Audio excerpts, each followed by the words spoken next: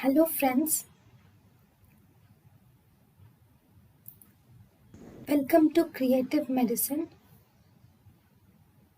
In this lecture, we will learn about After conducting an inquest, police officer can summon any person who is known to have any information pertaining to the case.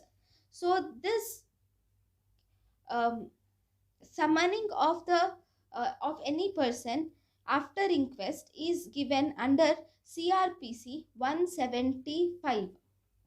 If that person who is called to answer, if he refuses to answer the investigating officer, then he is punished under the section 179 IPC.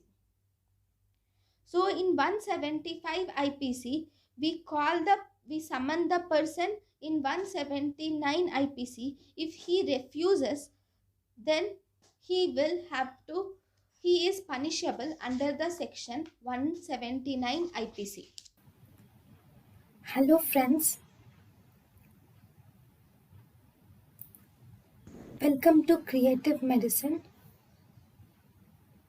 In this lecture, we will learn about